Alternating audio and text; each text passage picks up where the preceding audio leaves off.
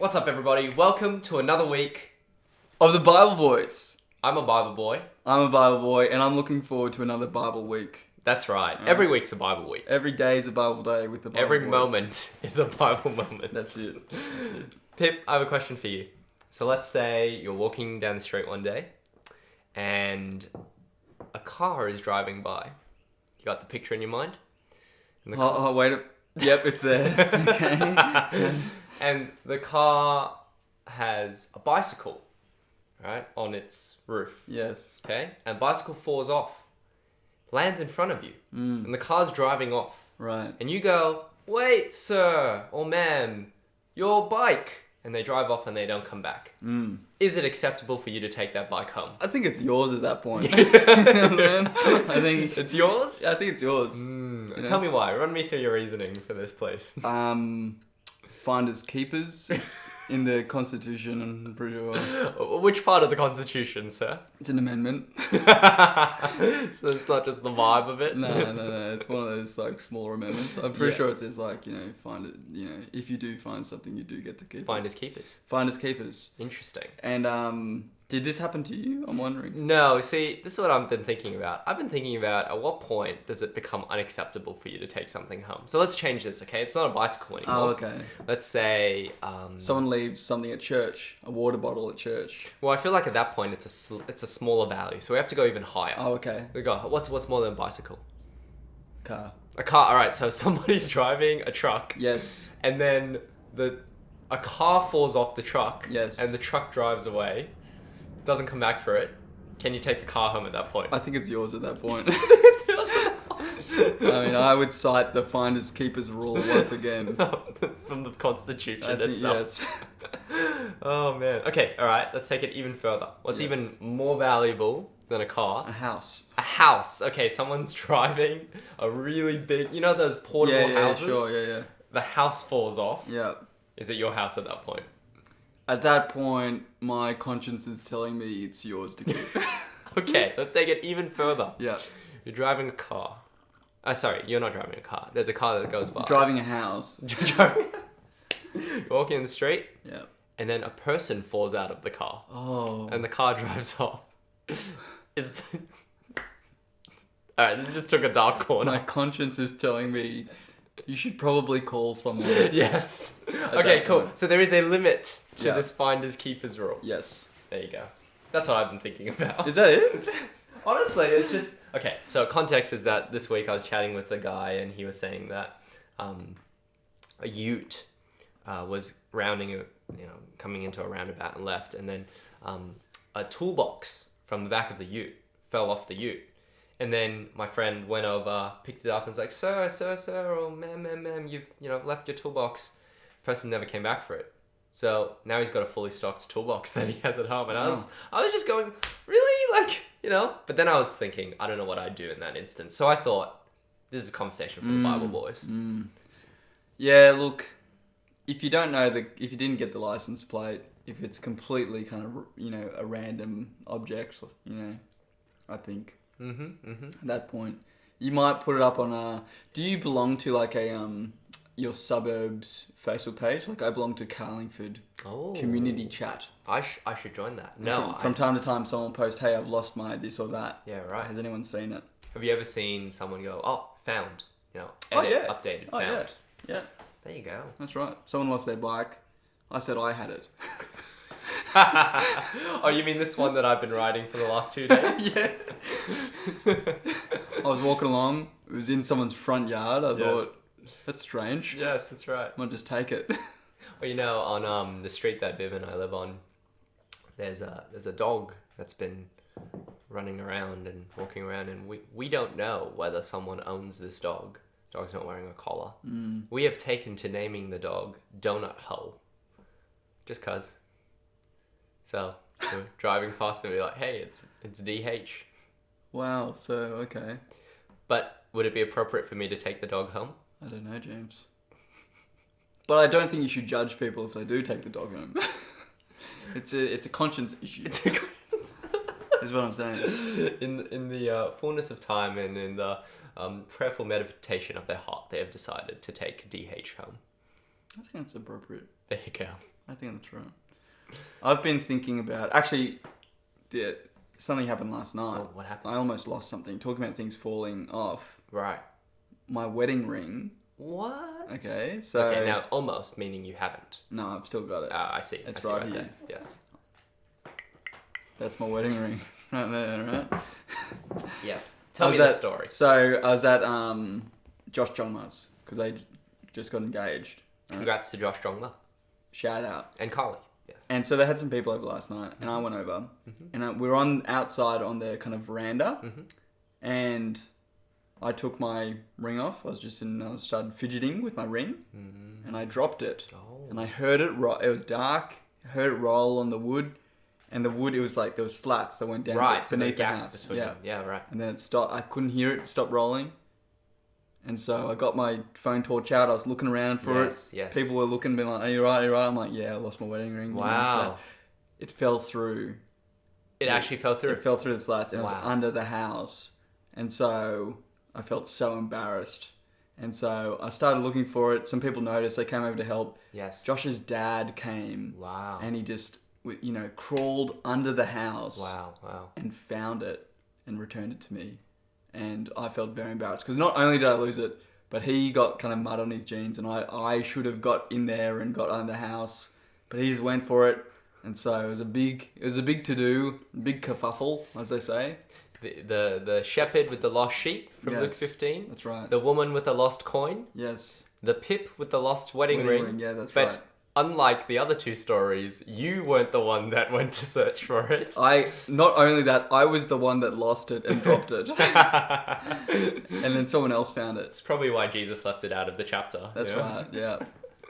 And it was because I preached on the hidden treasure last night. Yes.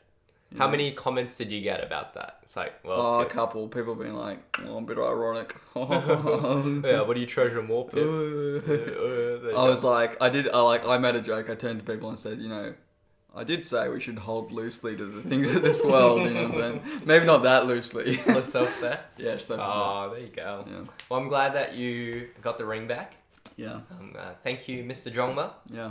Trooper that you are for saving Pip Witheridge. He crawled so that I didn't have to. That's right. Yeah. What a Christ-like thing to do. It is. Yes. It is. There you go. That's Yes. good. That's good. Another thing I've been thinking about, Yes, do tell. can I slot this in, is New Year's resolution. Oh, yes. Alright. Now, I think we've talked about resolutions before. We have. And I think I probably made a joke, the same joke that I'm about to make in a second. I don't remember what the joke was, but please do tell. Okay, so my mum asked me what my New Year's resolution is going to be. And I said to her, well, I've actually started my New Year's resolution early. See, I've started to learn one new word every week to expand my vocabulary so that my everyday speech isn't so quotidian.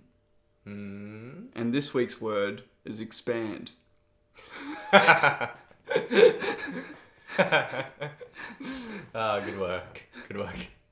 Anyway, but seriously, do you have a New Year's resolution in mind For next year. for this coming New Year's Ooh. thing that's coming up?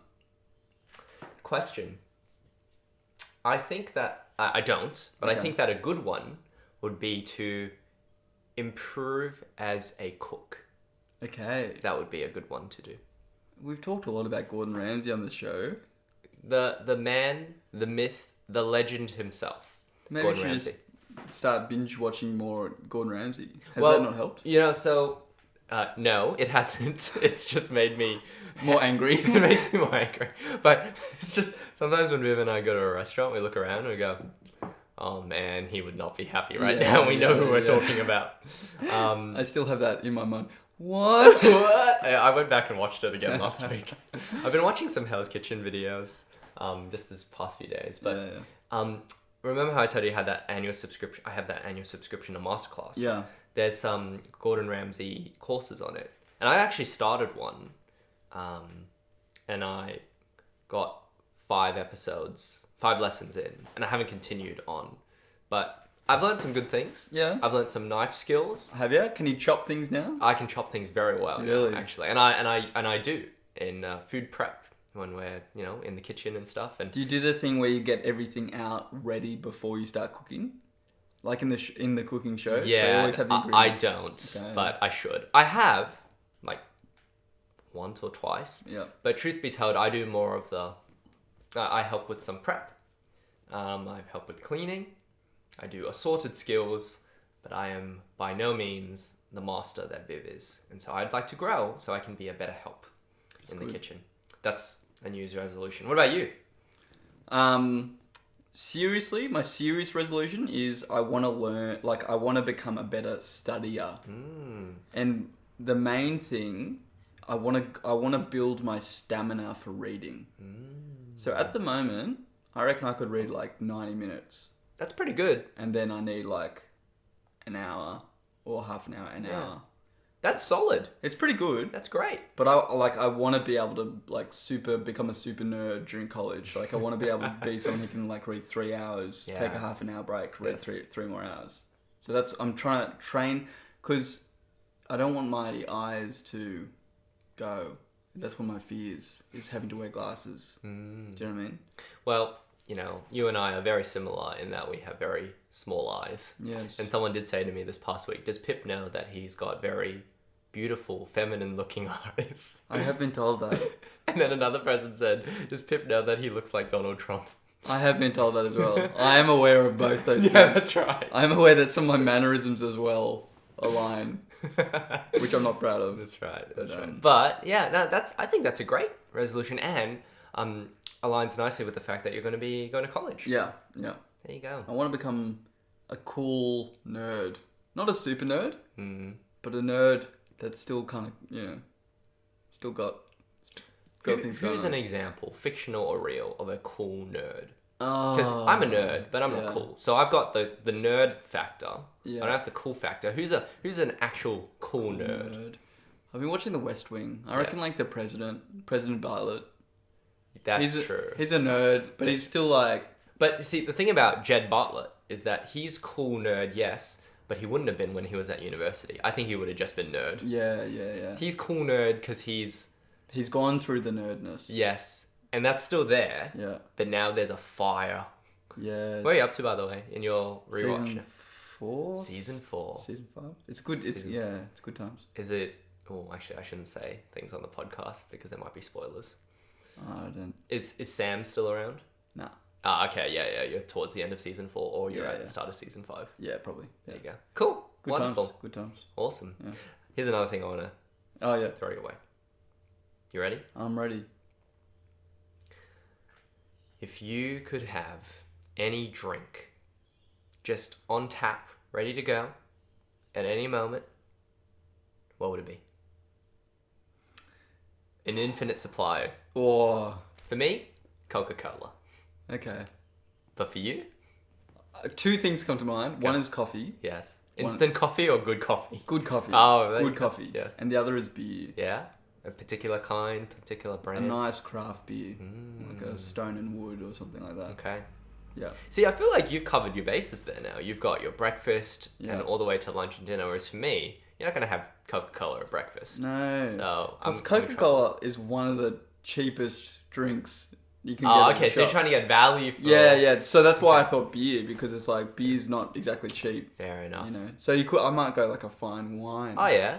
All right, well, fine then. I will go for a Hong Kong milk tea. Ooh. That's pretty good. I still need to take you to a Hong Kong restaurant sometime. I took the Salt Leaders to a Hong Kong restaurant. Oh, did you? On Sunday morning. Okay. Because we finished... The SMS Leaders? Yeah, we finished the Sunday morning Salt for the end of the year, and we were talking about where we were going to go for brunch. Yeah. I said, let me take you to Eastwood. And we went. It was great. Oh, sick. Yeah. Oh, man. Anyway. Did everyone get their milk teas on? Everyone got their little pearls? There's no pearls in these milk teas. Right. 3 of them got milk teas, and I think they enjoyed it. What is a milk tea? It's like, what's a Hong Kong milk tea? Yeah. It's really What makes it different from condensed milk. Okay. Creaminess. Smoothness. So it's more like a milkshake. No, it's not really a milkshake. It's, I need to take you. I will take you before you finish up. Is it like a Yakult? No, it is nothing like a Yakult. Big jug of Yakult. Yes. Mm. So, there you go. Cool. fun facts, fun questions. I'm loving it. Fun discussion. Pip, what have you been reading in the Bible? Yes. Well, okay, a few things. So we both preached on the same passage yesterday, Matthew 13, Yes. 44 to 58. Yes. Treasure. I loved your sermon. I haven't heard yours, but I do want to go back and listen to it. That's perfectly fine. I might not. That is perfectly fine. We'll see how it goes. Yeah. But I heard it was good. But as part of my sermon, one of the things that I was trying to unlock Yes. / tackle was, what does it mean for us to kind of hold loosely the things of this world and hold tightly the kingdom of heaven? Yes. Because there seems to be this, like, in Matthew 13:44, the man sells everything he has so he can buy that field. What does it mean for us to be willing to give up everything, to let go of everything, Yes. to follow Jesus? And so the point I made was, like, for the apostles, like Matthew and Peter, like, in their, when Jesus was around, they were literally following Jesus physically, Yes. following him around. But what did it look like when Jesus wasn't around? After his resurrection and ascension? What did it mean to follow Jesus? And so Acts 2 Yes. is where I want to go. And this picture of the early church that we get, what does it mean to follow Jesus once you've kind of grasped hold the realities of heaven and judgment and the gospel? So verse 42 to 47, this is how the early church responds. So they devoted themselves to the apostles' teaching and to fellowship, to the breaking of bread and to prayer. Everyone was filled with awe at the many wonders and signs performed by the apostles. All the believers were together and had everything in common.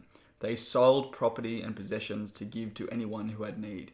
Every day they continued to meet together in the temple courts. They broke bread in their homes and ate together with glad and sincere hearts, praising God and enjoying the favour of all the people. And the Lord added to their number daily those who were being saved.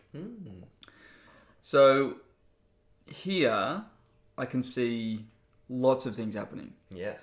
I mean, I can see the 5 M's happening here in terms of church language. Their magnification, they're glorifying God with sincere, glad hearts. I can see mission happening. The Lord is adding to their number every day. I can see ministry. They're selling their possessions, giving to the poor, serving people. one another. Yeah. I can see membership. They're daily meeting together. Yes. And then maturity. And maturity. Devoting themselves to the apostles' teaching. Yeah, so you can see the 5 M's really shine through here.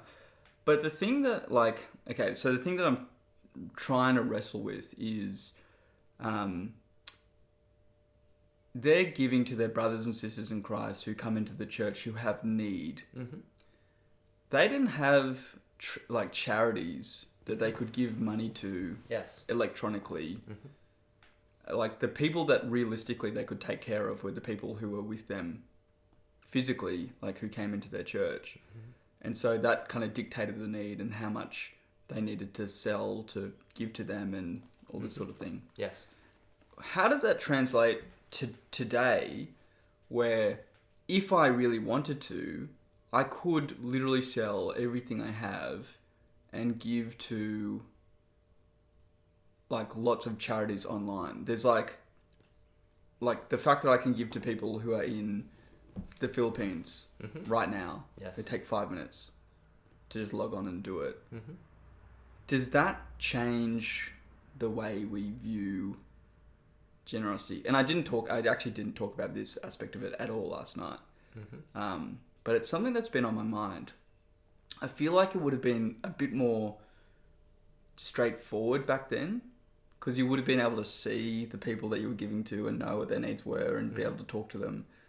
Now we have more awareness of the needs of everyone in the world and more avenues to do something about it through financial donations. So what do we do with that? Does that give us an obligation to be more, more generous, or, yes. The basic message that I said last night was we do need to hold loosely the things of this world, and we do need to think, are there people in our midst who need our help? And can we do something about it? Not just with our money, but with our time and energy and things like this. Yes. So, but yes, this is a question that I haven't kind of come to a conclusion in my mind. Because, like, I've got an Xbox, I've got a TV, I've got DVDs, I've got, you know, books, I've got a nice couch, a nice bed, you know. Yeah. And it's like, do I need those things? No. Could you make a case that there is a benefit to having those things in terms of, you know, hospitality and like having a TV, having a nice couch, having books and stuff. It's good for people who come over. It's good for my own education so that I can teach people better. It's good for my rest so that I can sleep better, to have a nice bed, all those sorts of things. Yeah. And I know that the answer is eventually there is no line. It's about wisdom, it's about conscience, it's about your heart and all this. Yeah. But it's still, something doesn't sit completely right with me still. I think that's a right, good thing. Yeah. Yes. Yeah, do you have any kind of reflections on this, you know, this kind of economy we live in where we can just give away so much to so many different people? What implication does that have on our generosity? I think that I was actually just talking to Viv about this the other night because I was reflecting on how I was so thankful for second and third year uni. We had an apprentice who was working at the Christian group that I was at uni, and he really challenged us hard on this. And I was so thankful to be confronted with it early, because my observation now is that speaking to young workers who already have a particular number of financial entanglements, it's much harder. It's not impossible, but it's much harder to start talking about some of these things because people will go, yeah, but I've got these financial realities, these obligations I need to meet. Yeah. I was so glad that as a second or third year uni student, I was already being confronted with some of these realities. Here's some things that I found really helpful. So first of all is to say that the Bible actually has a lot to say about money and possessions, and different theologies of money and possessions can go off kilter when you neglect certain things. So for example, in the past, there's been poverty theologies, the idea that if you have anything for yourself, if you even take care of, if you're ever living in comfort, when you could have used that dollar to help another person, then you're sinning against God. Thus, you have, I think I may have even mentioned this on the podcast before, that there was, for example, a well-known minister who I will not name on the podcast, but who's, would be preaching about the radical love and grace of God and how you need to love your family. Meanwhile, his children would suffer because they didn't have, he refused to buy medicine. Sure. For them. Yeah. And things like that. That's a pretty extreme example where he's actually neglecting to love people. So that's one extreme. Yeah. A story that I found very helpful was that one of the Wesley brothers worked out early on in his life that he only needed 28 pounds a year to live. And so he only ever kept 30 pounds. So 2 extra pounds for enjoying tobacco, things like that, whatever. Yeah. Some luxuries. Later on in his life, because of his hymn writing and songwriting, he was making over 1,000 pounds a year. He only ever kept 30 pounds for himself though. Yeah. Because he only needed that amount.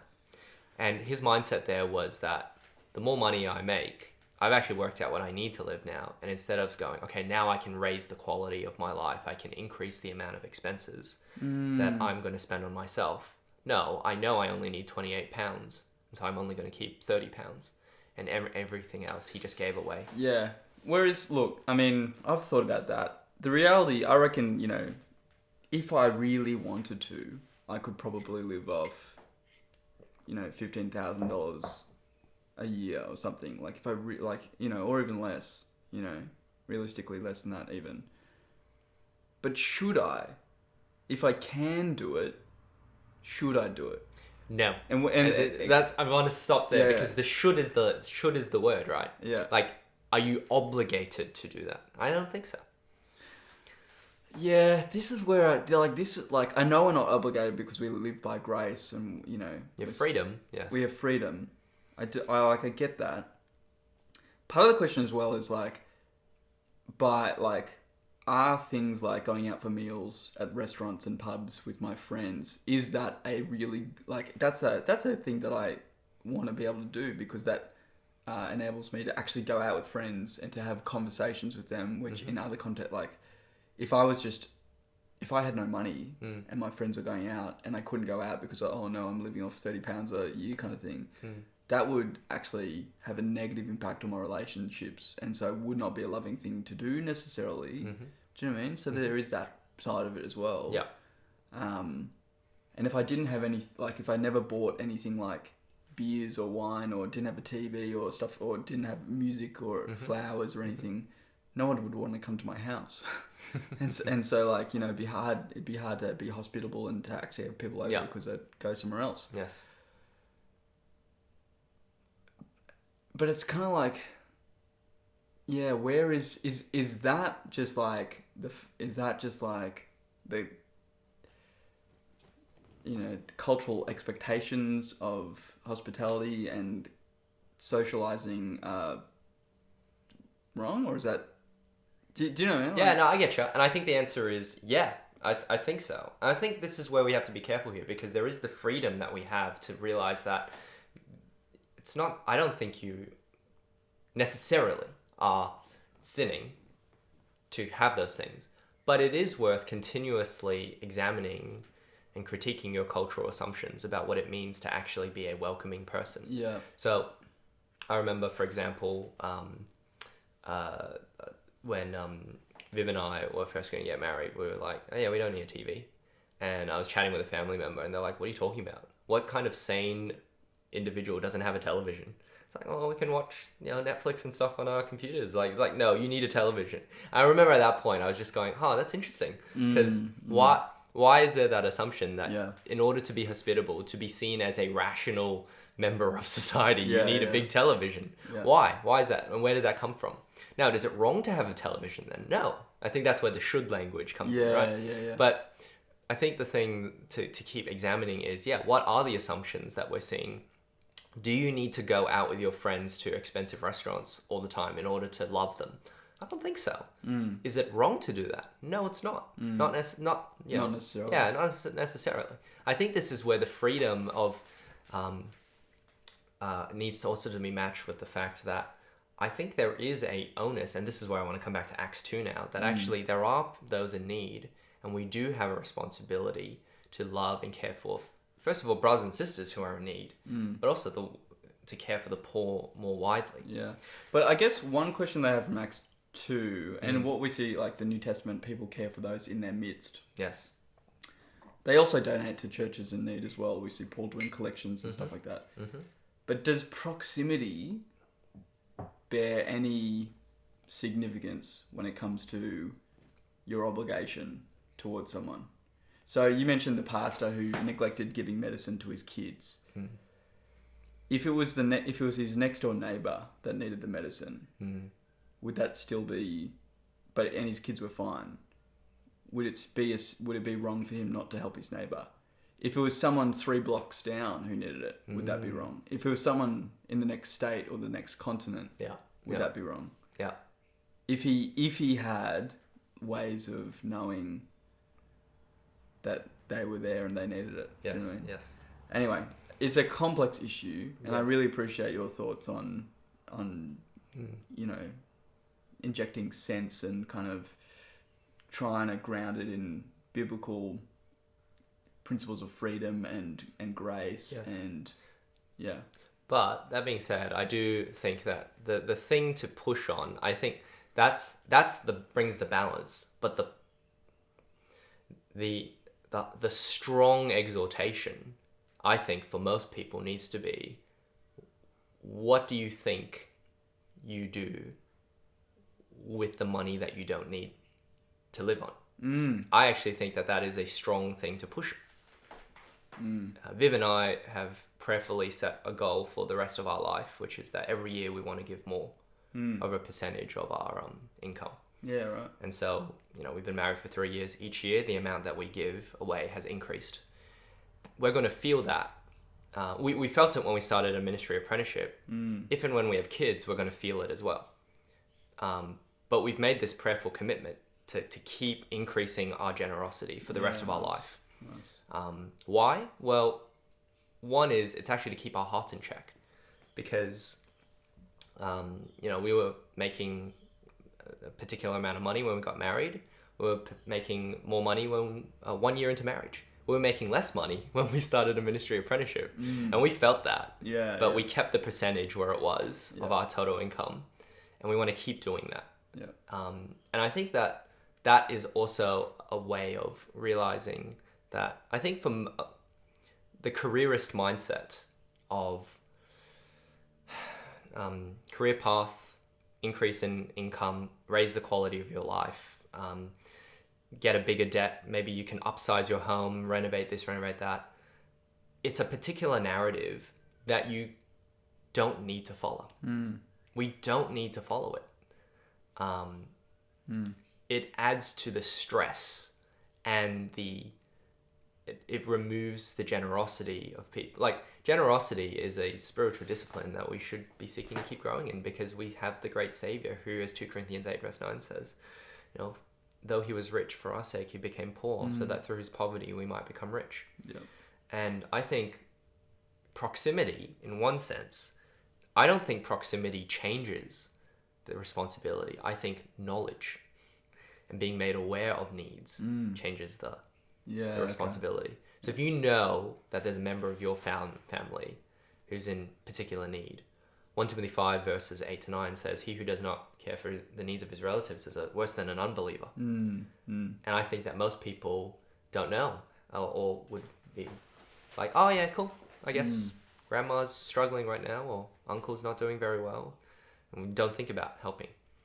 But if you are made aware of it, then you have a particular responsibility there as well. And then church, like, something that I feel is, in our church context, is it such that if someone really was struggling and was in poverty, we would even be made aware of how we could help them. You know what I mean? Yeah.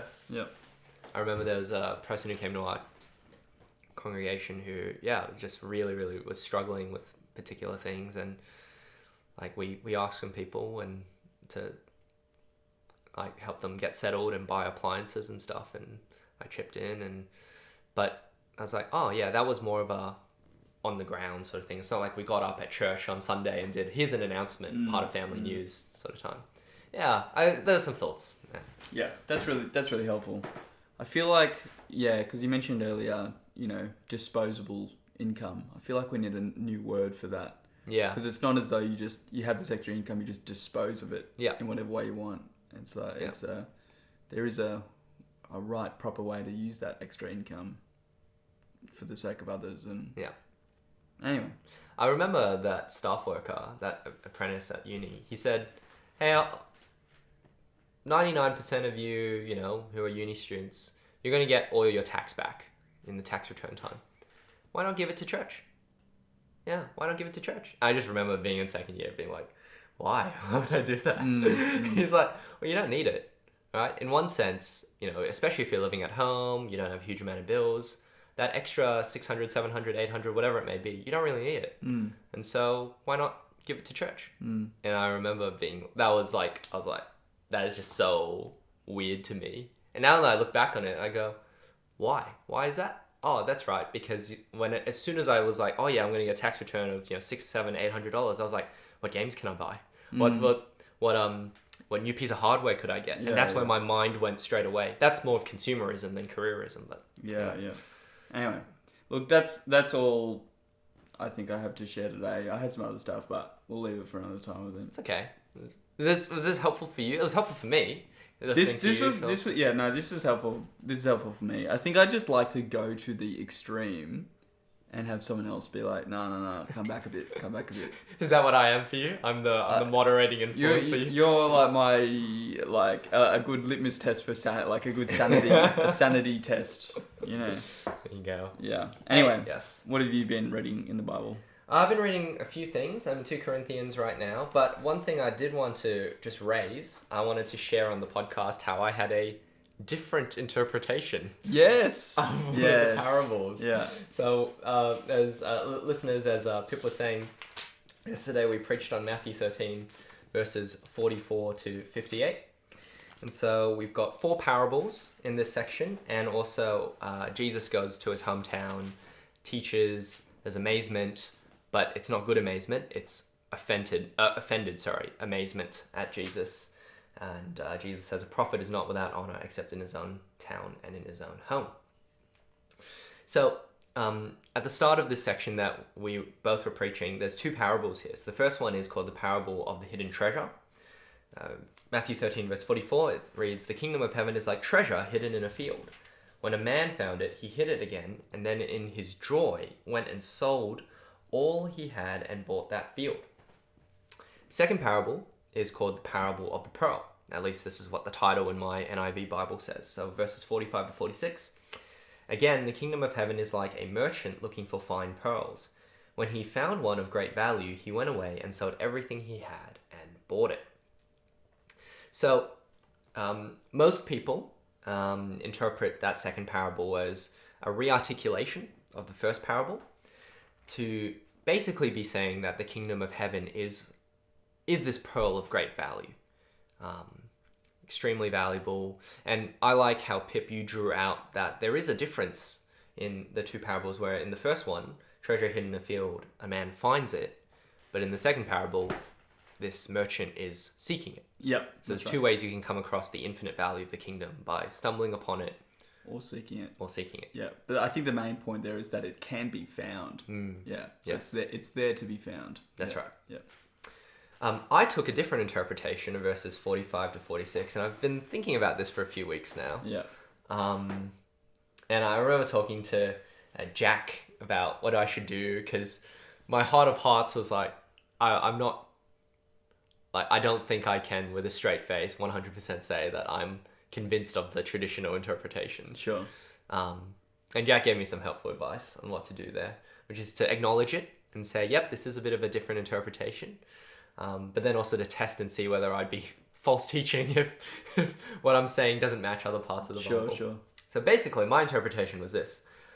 Jesus says in verse 45, again, the kingdom of heaven is like a merchant looking for fine pearls.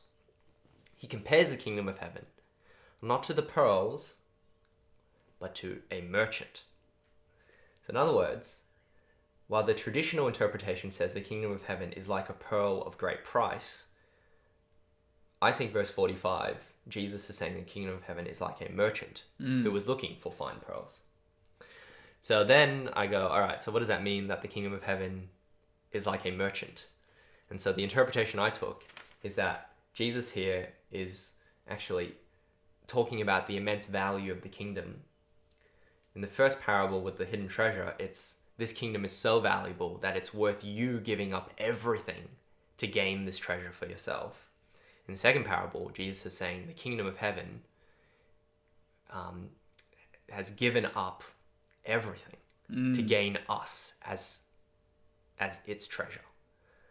And specifically, we see this in Jesus, who, though he was rich, for our sake he became poor. He gave himself so that he would have us as his own. So in this interpretation, we, God's people, are the fine pearl. And I think that this merchant could be synonymous with Jesus. Anyway, that's the interpretation I went down. Yeah. I think it's like, it works. That's my opinion on your interpretation. I think it works as an interpretation. I personally don't think it's the plain reading of the text. If that makes sense. Now, whether or not maybe not supposed to read it plainly, or maybe I'm wrong and it is the plain reading of the text, but I've missed it. But no, it is interesting, and I can see where you're coming from, particularly, how it says the kingdom of heaven is like a merchant, and yeah, I guess I take it that my view is more that he says the kingdom of heaven is like ... gives this whole story, and it's like the whole story is what the kingdom of heaven is like, rather than whatever the subject of the next phrase is. Yes. After the kingdom of heaven. Yes. Yeah. Anyway, but I thought it's worth sharing. It is. I think it's interesting.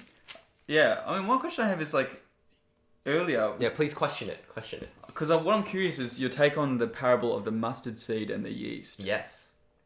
Because these, like, similarly, two very short parables side by side Yes. that at first glance seem to have the same meaning. And I think they do have the same meaning, which is why, I mean, that's kind of another reason why when I read the parable of the hidden treasure and the pearl, they're small, they're right next to each other, they seem to have the same meaning. So I think Jesus is just emphasizing one main point by doing two quick stories side by side. Do you think the mustard seed and the yeast parables have the same meaning as each other? Yep. So I think they're similar with a slightly different focus. Okay. So you've got Matthew 13, verse 31. The kingdom of heaven is like a mustard seed. Yeah. I'll come back to that in just a second. Verse 33. The kingdom of heaven is like yeast. So in the mustard seed one, the focus seems to be on it being very small and then becoming very big. Yes. Right? So the kingdom seems very small, but it's going to become very big. With the yeast one, it's this idea that it's going to permeate everywhere. So not just that it becomes big, but that it becomes everywhere. Right. So I think it's a similar point, but a slightly different focus. One is on its extent in terms of size. The other one is its extent in terms of spread. Yeah, in one sense. yeah. I think that's the way I would read it. But like when Jack was preaching on that passage, he lumped them together and gave one point, and I think that's fine. Like I get that. Yeah. But I think if you do see that there is a different focus if you see what the object that it's focusing on. Yes. But I'm just wondering, like, yeah, I see what you're saying, but even there, I feel like, you know, in an attempt to be as precise as possible, Yes. do you become less accurate to the original meaning that Jesus was intending to convey? So does more precision equal less accuracy or more accuracy? I think is the question. Because, yeah, I don't know. Because you I don't know. You can draw out little details of lots of stories and apply meaning and see the differences. But it's like there is a line with the parables. Yeah. Somewhere. Yeah, I get that. And yeah, maybe I'm off, and I think I acknowledge that. I want to say that, you know, there are so many more people who would disagree with my interpretation of verses 45 to 46. And yeah, I also think that there is something that there could be something here about Jesus as the master storyteller, because so you think about the mustard seed and the yeast, right? If you get rid of the yeast one, you could see it as, oh yeah, the kingdom's just going to become really big, right? It's just a really big kingdom, like a big tree in one place. Yeah.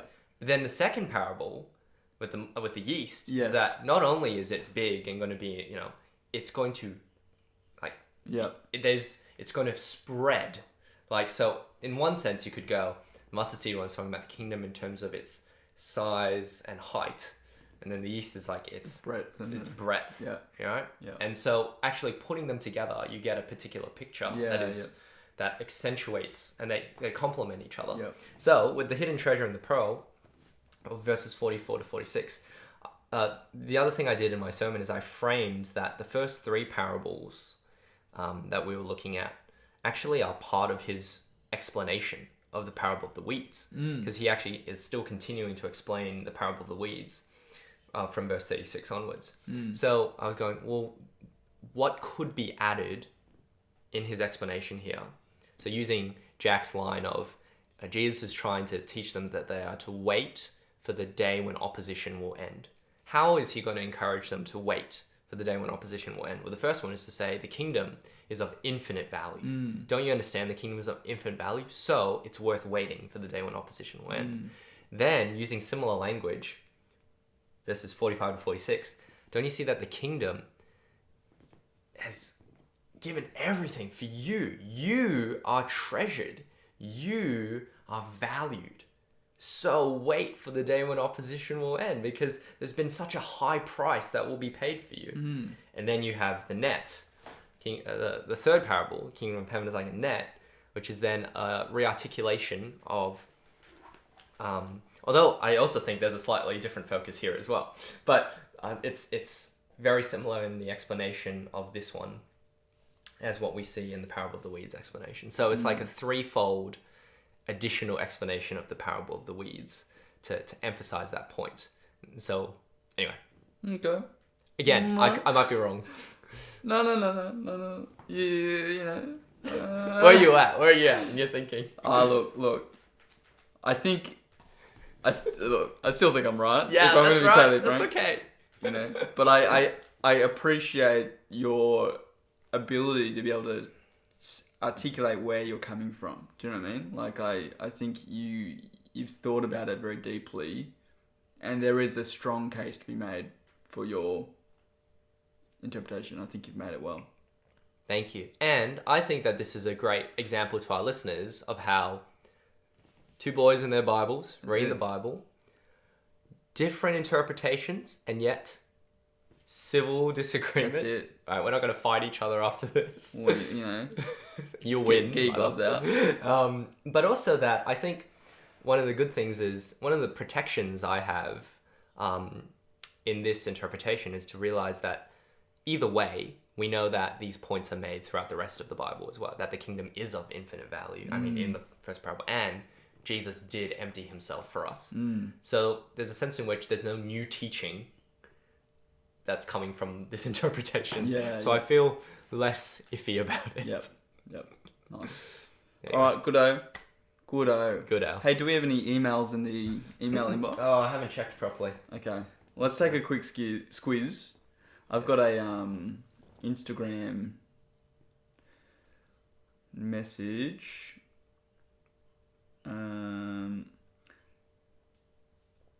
Shoot.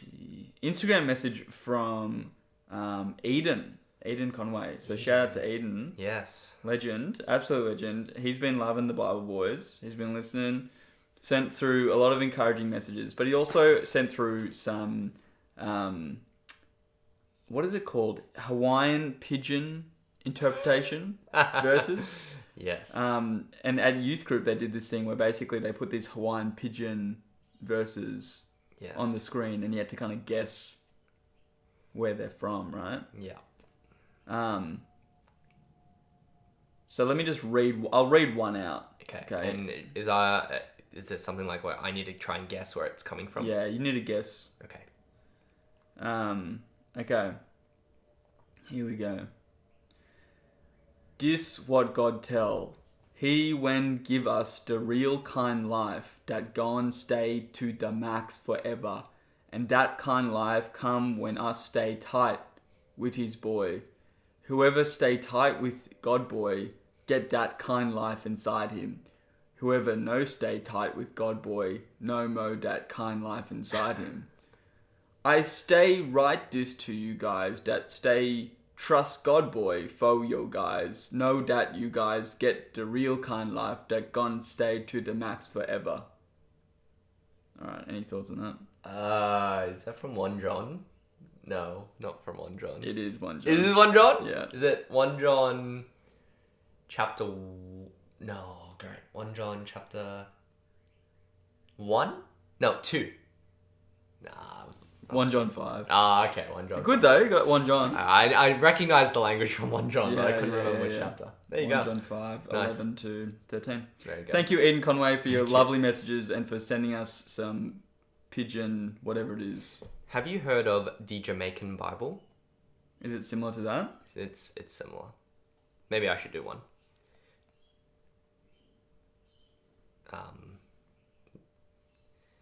I can't find it. That is okay. Do you have any emails in the inbox? No, I don't think so. Ladies and gentlemen, feel free to email us at, is it the?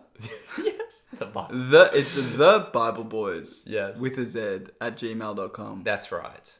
All right, I found it. Can I read a passage go for for you? it. Okay.